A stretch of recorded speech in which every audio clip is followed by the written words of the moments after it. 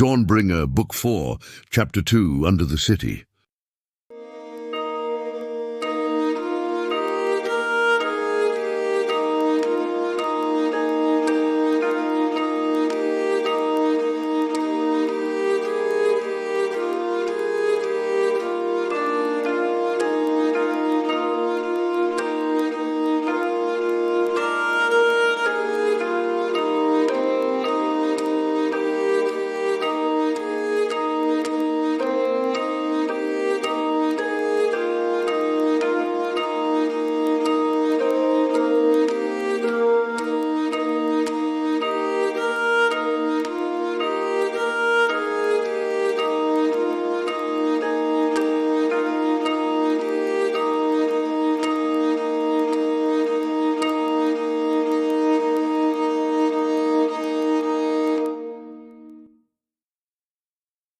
Eldarion and Elmarie both feel it. The attack is coming in a matter of days.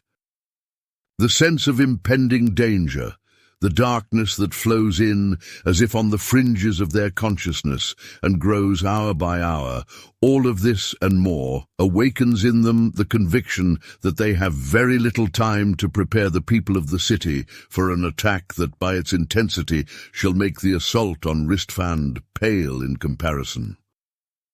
Sharing this word with their companions, as well as with the Council of Onilanden, they all set to work in preparation. As recommended, weapons are placed into the hands of every person, be they man or woman, and be the weapons sword or spear or sharpened tools of trade.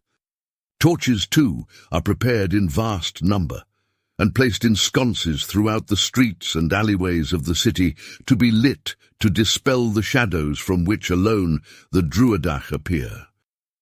Handheld torches are also given to each family in accord with the number of persons in each household, so that none may be without light. But how can every shadow be banished from a city? Shall not a corner here or a crevice there remain, from which the enemy may take shape and thus step into the light to assault it? They have little hope of preventing the attack, and little of controlling from whence it shall arise. The amount of unknowns that stand before them is great, uncountable, and their preparations remain founded upon guesswork or frail hopes and intuitions, rather than upon the certainty of what awaits them. Yet they have no choice but to so prepare. Eldarion approaches Sirion with his worry, and with the burdensome fear that weighs upon his heart as the day of attack approaches, and the latter responds in a gentle voice, "It is impossible to cut off every avenue by which the darkness would assail the light. This is as true for the battle with the Ertenga as it is for the life of the spirit in its hidden depth.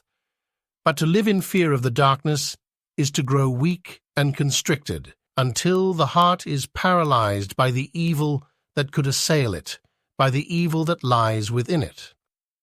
It is important to be aware of the dark and to know what ills it can bring, particularly the ills of cooperating with the inclinations to evil that, due to our fallen state, reside within us.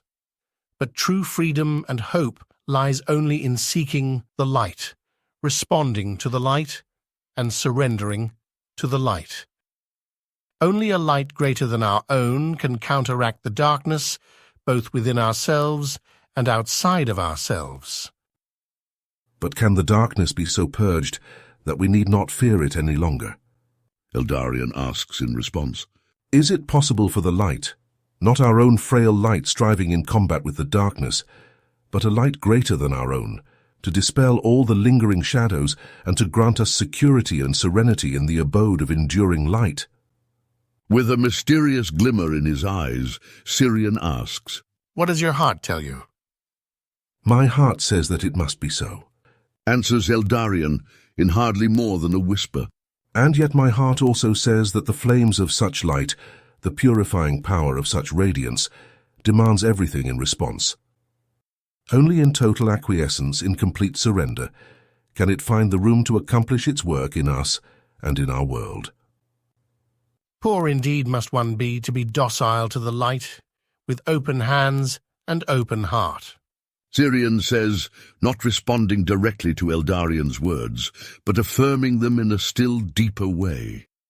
For every clinging possession creates a shadow where the light is not allowed to shine. It dims and darkens and blinds the heart, narrowing it from the wideness for which it was made, preoccupying it with its possessiveness, with its foresight and control, and with the pleasures and passions of life. To stand poor, with heart open and vulnerable, is to suffer both pain and loss. And yet it is also to discover anew for the first time the true depth and breadth of the light and its enduring strength. And this I must do, Sighs Eldarian. This you must do on behalf of all. Agrees Syrian, placing his hand upon his friend's shoulder for a long moment. I would wish that this battle were already concluded, that you could follow your course to its end. I know that it beckons you, draws you ardently from deep within. I see it and feel it. I wish I knew where to go, as well as the path to arrive there. As do I. But it shall be shown unto you. Of this I have no doubt. But when the time comes and when I depart, I fear bringing my companions into a place of darkness and loss. I have been considering— You have been considering going alone? Syrian says. Yes. I understand your motivation, and there is truth to what you say. In the deepest confrontation between darkness and light, each heart stands in a way alone. We each must choose for ourselves, and yet this choice, as you know so clearly in your case, is also for the sake of all.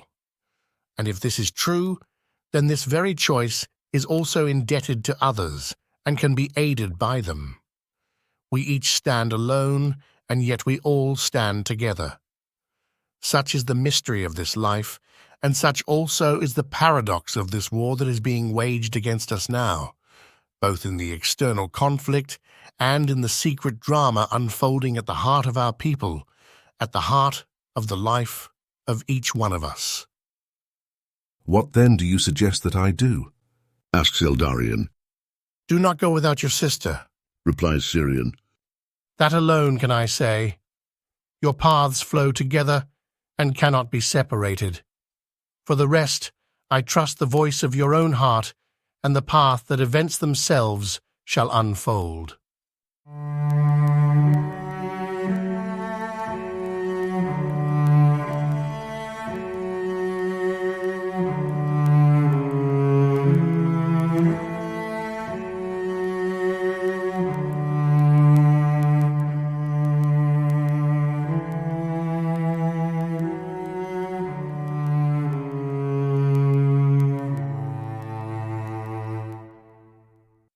The reddish glow of twilight illumines the sky as if a parting gift of beauty before the descending of the night, and the snow-clad landscape shares in this light, enfolding the city all around and sharing with it the whiteness of its pallor, whose purity stands in sharp contrast with the darkness that the citizens fearfully await.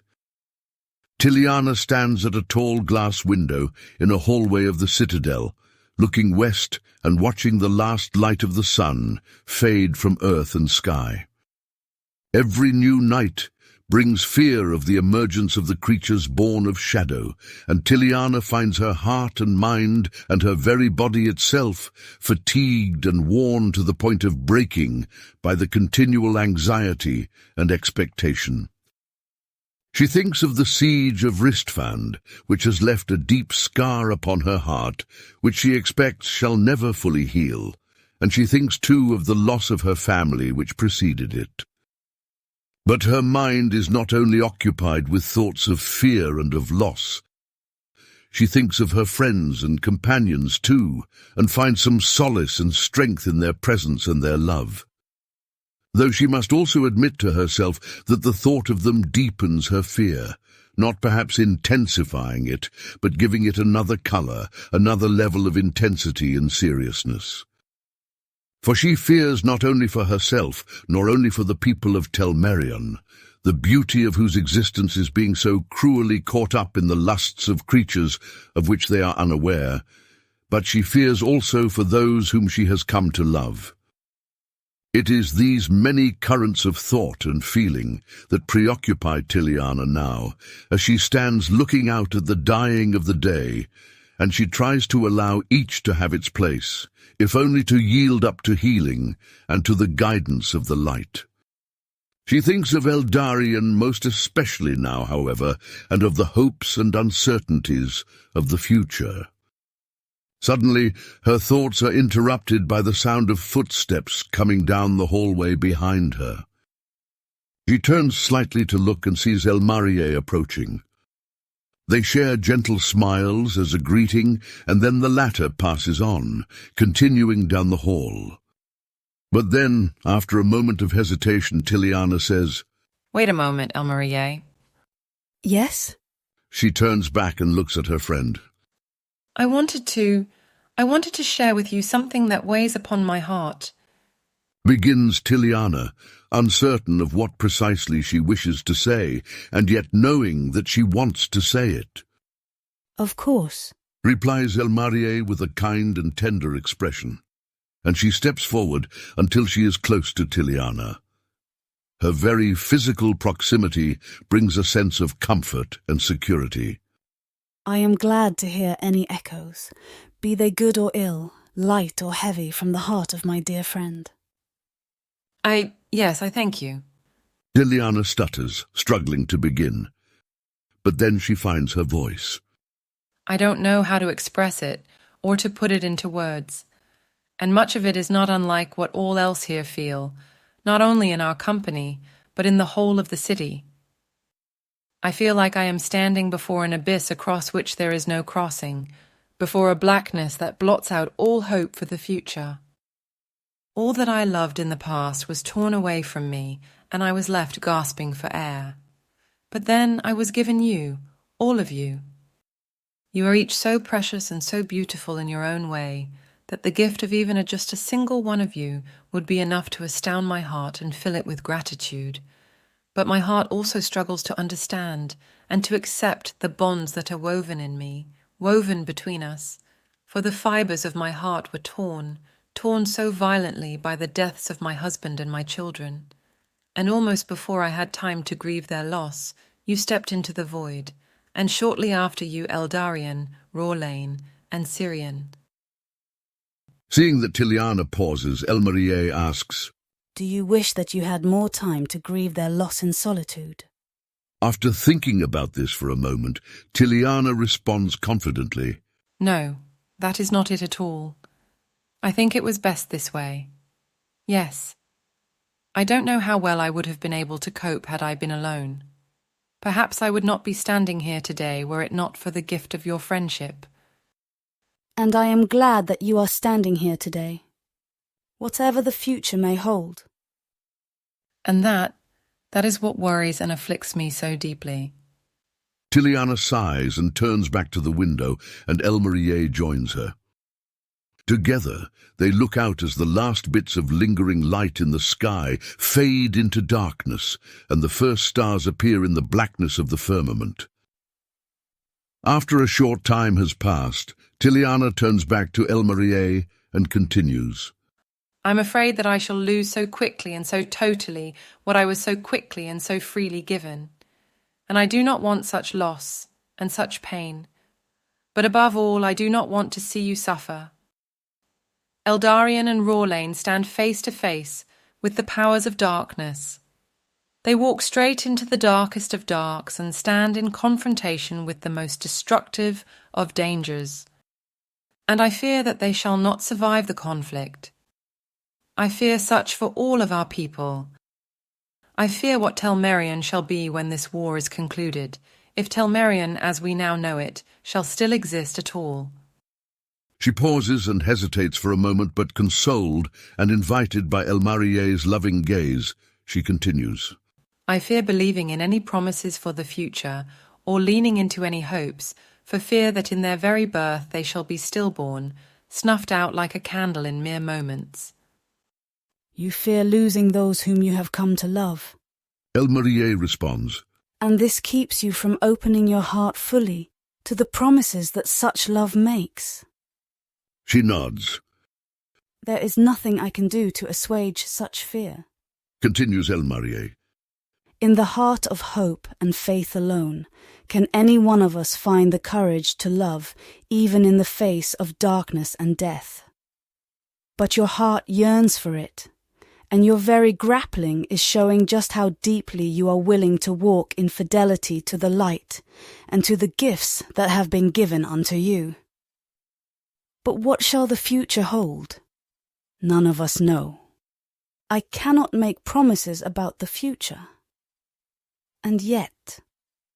With this, Elmarie steps forward and takes both of Tiliana's hands within her own. She leans forward until their foreheads touch, and they stand for a long moment in this position, as if communicating through touch in a speech beyond words. At last, without leaving this position, Elmarie continues in a whisper. And yet I can assure you of the fidelity of the one who birthed the very light that draws our hearts, of the goodness of the fashioner of love and its true safeguard. In this fidelity and goodness there is yet grounds for hope. Hope not only for a fleeting moment of contact, but for light beyond darkness and life beyond death.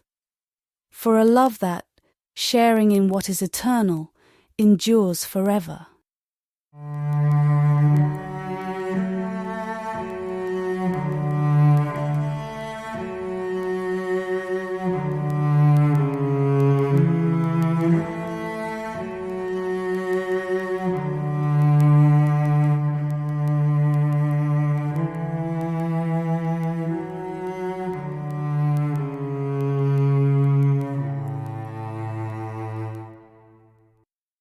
On the following day, Syrian and Rumdil discover the traces of the cult beneath the earth, in a sewage tunnel that passes the entire length of the lower city.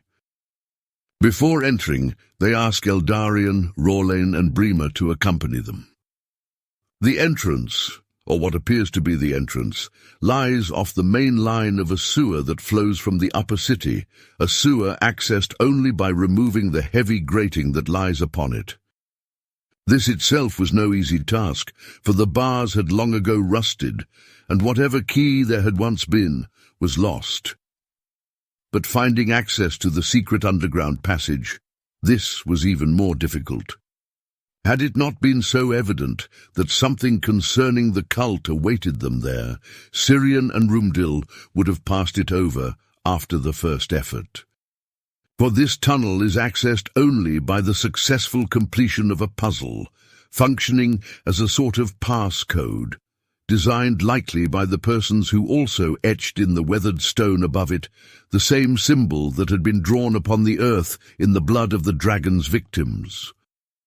A series of interlocking bricks are inlaid within the wall, each with a design upon it, or rather with a runic word in the language of darkness, though inscribed with such geometrical shape that only someone well acquainted with the tongue and its writing would understand it. But such is Syrian, perhaps the only man who, without having any acquaintance with such cults and their activities, is nonetheless well versed enough even in the darkness to understand their secret runes. A grievous and yet fortunate providence. Have any of you a piece of paper upon which I may write? Asks Syrian, after a few moments inspecting the bricks and their runes. All shake their heads or respond in the negative, with the exception of Brima, who replies, I have a little slip of parchment, but if you intend to do calculations, you shall need to write small. I will try.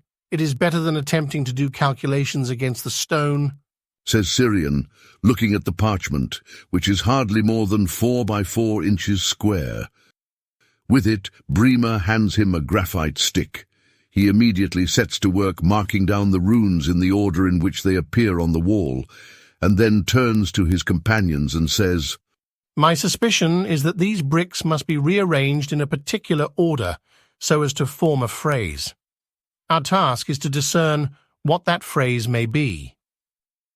Syrian takes a few minutes to write out the runes in their given order upon the paper given to him, and then, for another quarter-hour, dwells upon them, rearranging them in his mind, all the while using his fingers to calculate as best he can.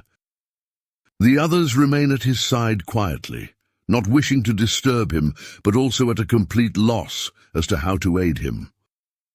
At last he looks up and says, "I think I have it." He then occupies himself in rearranging the runes in the order that he has discovered.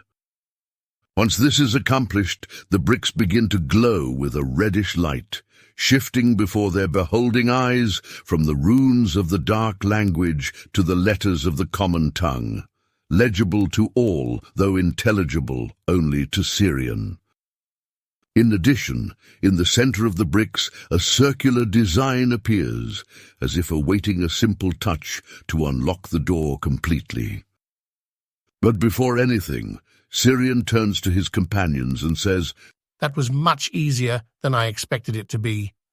Once I was able to discern the gist of the words, my mind was able to unfold the rest of the meaning, little by little, from that seed." I am quite impressed, remarks Eldarion softly. "You should not be," replies Syrian. "Either way it is complete, though the words are not pleasant." And for a moment he turns again to look at the wall, and looking with him, Eldarion reads, "Quandas din creshas borgus mandur, quandas lugdemdegas argmaskandur, quandas dryas kandur, ane falteandur, lorsunas dimindur carles shekranur.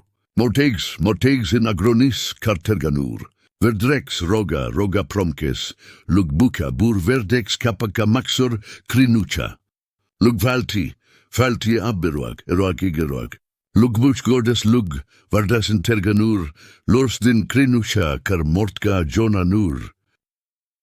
These words, Eldarion sighs as the realization dawns upon him. they are the words of a bone-chilling chant that Maggot pronounced whenever I was in his custody.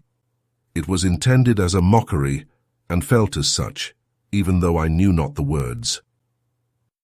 Shaking his head sorrowfully, Syrian replies, "And you were right to feel so. For I will give you the words, translated as best I can, in a short moment, into our tongue, though they don't quite do justice to the succinct intensity, to the gall of the words in the original language." He then recites, "When the dark grows, let us all rejoice. When the light decreases, let us all exult. When the Draen ascend, let the Anaean falter.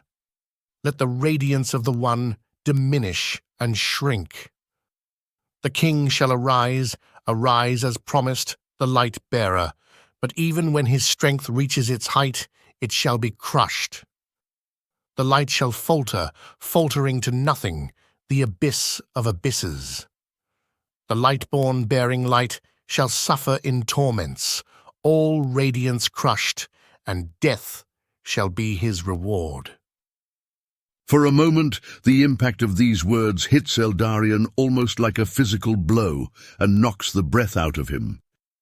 He feels their force directly, and becomes aware in a single moment both of the fact that the Draen have long known of the coming of a promised king, and also that they have had every intent to destroy him.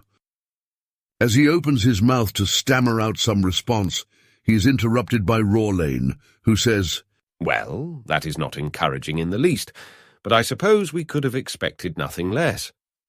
"Indeed," says Syrian, placing a consoling hand on Eldarion's shoulder. "Try not to dwell on it overmuch. I would not take it as a prophecy or an assurance, however frail, of the future. It is but the resentment and hate of creatures who have become so corrupted from their original purpose that they know nothing but hatred and envy." To this, Eldarion nods and says, "Yes, you are right. I shall try to do precisely that. But come, let us press forward. The way is now open."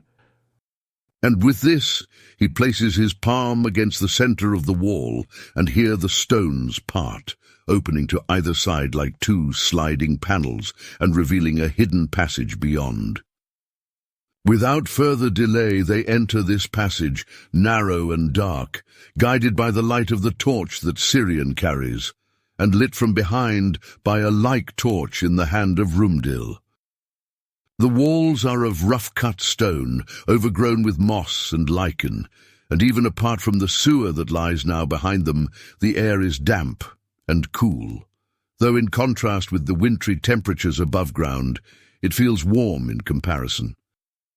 For perhaps 100 yards, the passage continues without deviation until, without any prior indication, it widens and opens out into a vaulted chamber with a ceiling 15 or 20 feet high and a good 40 across in both directions.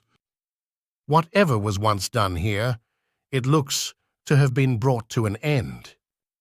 For it is dark, and the air hangs heavily, as if no one has been here in a long while. I would not interpret the evidence in such a way so easily, says Bremer.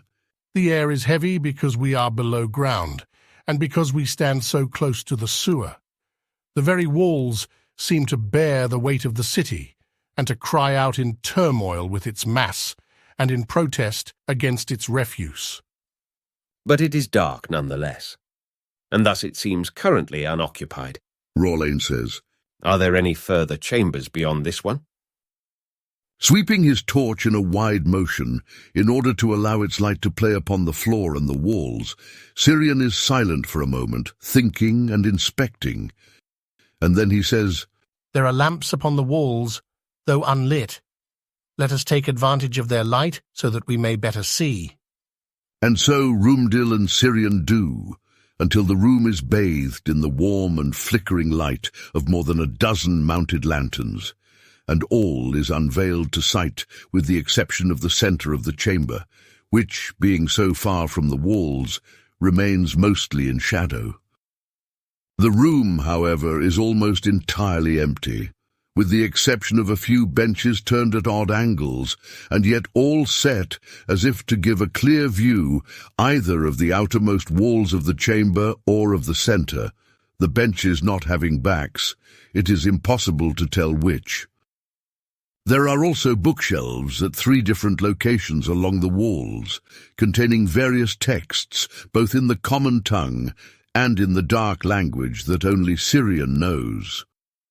As for decorations, there are none, not a drawing or an inscription, but only lifeless stone, sitting as if long dead in suffocation and in waiting. And there is no exit from the chamber except the same passage by which they entered. The room is an exact circle, is it not? Rawlane asks, looking around in the newfound light. It does seem so. Agrees Syrian, and with a deep sigh he adds, And that is only fitting, if it is the secret lair of the cult of the cycle. I really think we confront more than that. Eldarion interjects. Those whom we encountered did not speak at length of the cycle. It seems to me, in fact, that the thing in which they placed their hope, that which held their belief, was something toward which the cycle was ordained as to an end. They believed not in the cycle, as we believe in the truths revealed to us by our Maker, and cared for by the Anion in whose hands is the life of the world. No, it seems to me that they worshipped a power yet darker and more irrational, one who, possessing superior reason, yet uses it to lead human hearts into a fascination with the absurd, with power and its capacity to use any violence to achieve its ends. Then turning to Syrian, he extends his hand and asks, Could I hold your torch for a moment? After Syrian gives it to him, Eldarion steps toward the center of the room and holds out the torch so that its light falls full upon the shadows that yet obscure their gaze. Before them, what was hidden is now made visible, a raised dais with rivulets carved upon its smooth stone surface, rivulets in the shape and the runes of the cycle. It is the same as we beheld above, drawn in blood, says Syrian. He steps forward and crouches down to inspect the dais more closely. This is clearly an altar. The stone is yet stained with traces of blood. See here The rivulets flow down into a channel around the dais, and then below. It looks like there may be some storage place, some chamber beneath us, into which the blood of sacrifices was allowed to flow and collect. Then he stands and looks warily at his companions. For a long time, it seems, has this kind of cultic practice been festering beneath the city. It is as if they wish to stain her very heart, or at least her very bowels, with blood. What do you make, Syrian, of Eldarian's comment? Asks Rumdil. I understand your references to the cycle, and this image, reappearing now, is clearly associated with it. But it does seem to me that there is something in their practice and their aspiration that drives them still more deeply, and the sense of being trapped, of longing for escape, that the cycle represents is but more fuel to the flame of this longing and this anguish. Syrian draws in a deep breath and says, without any hesitation in his voice, Of course, he is right. I never intended to imply otherwise. For a long moment no one speaks, as each man inspects the chamber, feeling the burden of its evil, the sickness that lies within it like a virus. But then Eldarian speaks. There is a blackness here in the center which is not amenable to light. When the others have gathered around, he waves the torch as close as he can to the center of the dais, without himself touching it. And yet its light is unable to touch the heart of the design, the middle of the circle. Instead, there is something like an impenetrable shadow, a place of utter blackness which refuses the light. What about the light of Hyliana? Rorlane asks. Eldarian turns and looks at his friend for a moment, his face conflicted, but then he nods silently. With a simple gesture, he raises his free hand and turns it toward the place of blackness, palm open, and a moment later a steady stream of bluish light breaks forth from his flesh and shines upon the dais. It seems to enter into conflict with the shadow at its center, almost like a battle of two fighters, of two forces, is being enacted, and the visible light and darkness are only reflecting this encounter. But only a moment later there is a brilliant flash of light bursting forth from the center of the dais, and all of the men spontaneously step backward in surprise. The light returns into Eldarian's hand, and then all returns to normal, illumined only by the flickering light of the torches. I fear that I have awakened something. Get away from the dais now. They have hardly enough time to react before the shadow turns into a mist, not white or grey, but black, deeper than the deepest night and darker than the darkest shadow. It spreads from the dais so quickly that the men have hardly taken a few steps before it engulfs them in itself, bringing the light of the torches to naught and immersing them in complete blackness. But as if the darkness was not enough, something stirs before them. They feel it even before they hear it, a groaning as if of a creature long asleep, and raspy breath and the unfurling of wings. A moment later Rorlane whispers, his voice constricted by conflict and fear. I shall give enough light that we may see. And the blue light now radiates from where he stands, both hands extended, and it pushes back the blackness enough that the men may see the creature that stands before them. Whatever they had expected, it was not this.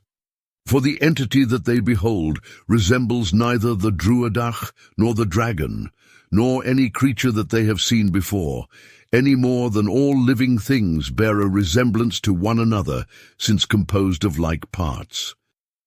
It appears as a creature of flesh, and yet its flesh looks more like shadow-given form than like a solid substance, or perhaps like stone come to life by an excess of heat. 6 arms it has, extending forth from a body that seems to perpetually change its shape at every moment, such that the true nature of the creature can never be clearly seen.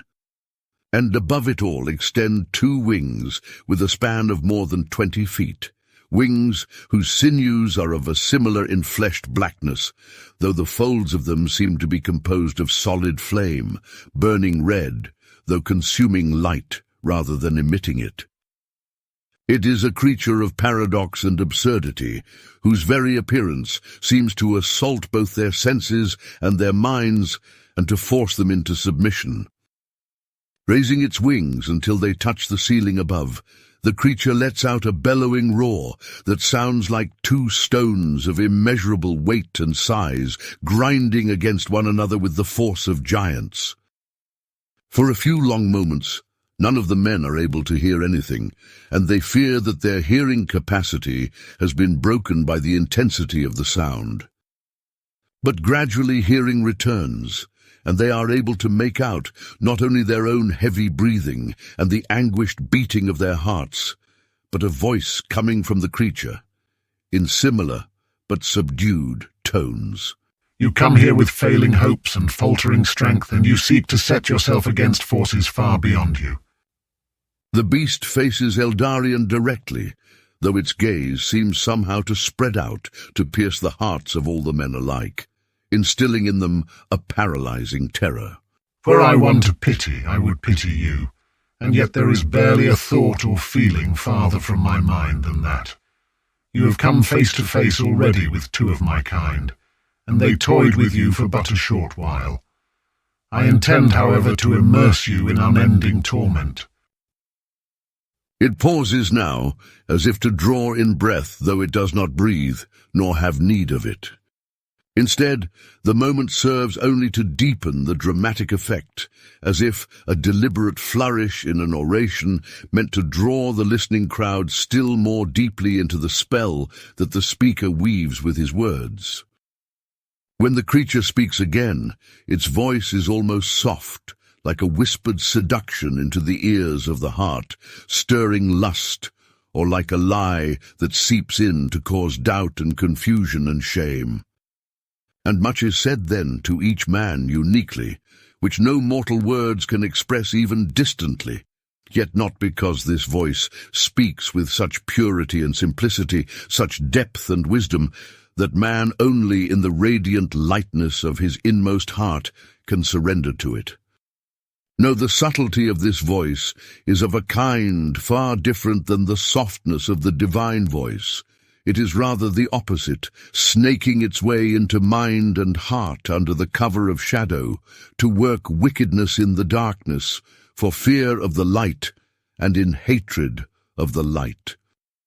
Lord of Worms and Lord of Mares, both have crossed your path, or rather you have crossed upon theirs for but a little while. It says at last, as the disparate strands of its voice weave together again into a crescendo of sound that speaks to all alike, leaving their attention as though rapt with submission and yet drained of all presence, recollection, and resistance. But I am greater than both, and I carry on what they cannot do. They serve me, and I serve none. They have their tasks, petty filth, and they shall wreak what havoc they may in the domain allotted to them. I suspect that you shall not meet the one called Maggot again, for his pleasures lie elsewhere, and he prefers to torment those who are already far from the light. The creature then laughs a sinister laugh that is both deep and shrill, causing the stones of the chamber to quake. And the Lord of Mares, let me say, his day has passed. His pleasure lies in the nightmares of men. And what he once did in the world, stirring up war and strife, occupies him no longer. All those hordes of beasts fashioned by his own ingenuity, he cares little for them now. He taught us much in those days, but he gives hardly a thought to external warfare and destruction now. He is an untrustworthy ally in conflict, following his fetish without thought or care. But I take up now the mantle that he laid down, or rather I take thought of what he has forgotten, and I make it new, and all my own. So much better than he had ever dreamed in that ceaseless dreaming that is his. You are the one who has been fashioning the Eartenga. Eldarion manages to say, though his voice is hoarse and strained with the effort. I thought that is what I just said. The creature responds, though many have also lain dormant for centuries only to be awakened again. And you aided in this, did you not, stirring up what had been slumbering? Well, old and new shall join together now to be your living nightmare, and the nightmare of all who seek to abide in the realm of light and life. Forcing a step forward, Rawlane also opens his mouth to speak and says, Give us your name, monster. Another finds it in himself to resist the sweetness of my discourse. But I shall answer you in a way. You must know that among my kind, the possession of another's name gives power. You weak mortals and your petty gods speak names in love, but we speak them in possession. In this lies our delight and our strength. My name, then, you shall never know, but my title, that I gladly give. I am called the Lord of Death, and only one stands above me, the very Lord of Darkness, whose name none can utter, though they all fear it and experience it haunting the recesses of their fragile and fear-filled souls. The Lord of Death, Death, that is my domain, and that is my direction. Surely you have glimpsed the delightful destruction that I have already worked in the very heart of this city. Poor Bremer, such a pitiful ruler. he says, turning slightly so that his gaze falls more directly upon the hearers of Onilandis. You have stood over these people for so long, and yet you were unaware of the illness festering underneath the surface. They have given me power and given me substance through their worship, their devotion, and their sacrifice. And how much pleasure I took in their blood as much as in their corruption of their hearts. It is a cycle that I deigned to establish, or so a cycle it seemed unto them. But I know the deeper truth. They thought in circles and so came to seek escape. But I think in a straight line, from birth unto death, and death I seek. Yet dissolution of mortal flesh is not enough for me. Oh no, you shall all know soon enough in what consists my true delight and the object of my affections. The beast emits a sound as though in mockery, and then concludes, We have delayed long enough with petty mortal speech. Let me show you in the coming days the true nature of my voice and the depth of my power. With this, the Lord of Death lets out a tremendous howl, like the roaring of thousands of beasts, and the entire chamber shakes so violently that the men fear that it shall collapse upon their heads. The air around them, too, begins to vibrate and glisten, as with currents of flame or jolts of electricity, and through their bodies flow waves of incredible pain. But they are unable to react. So overwhelmed are their minds and their senses by the terror and dismay that assault them in the presence of this Lord of Darkness. And yet a moment later, as if by instinct, the eyes of Eldarion and Rawlane interlock, and then together they open what hidden depths of their hearts still remain open to the light, and call it forth. In an instant of intense confrontation, flames and darkness burst forth from the Lord of Death, as if his very bodily form has imploded by the force of the power that it concealed within it. The walls and ceiling of the chamber burst by the impact, stones splitting as if tiny pieces of sand or mud under the fingers of a mischievous child. And yet the divine light springs forth in the same moment and enfolds the 5 men as in globes of radiance, and the flames of the explosion and the sinews of the darkness curl around this light, licking at it and yet finding no access beyond it. And in the next instant all the flames and darkness are gone, and the presence of the Lord of Death has for the moment departed. Instead, the men stand, shaking and exhausted, in a crater in the earth, with open sky above them.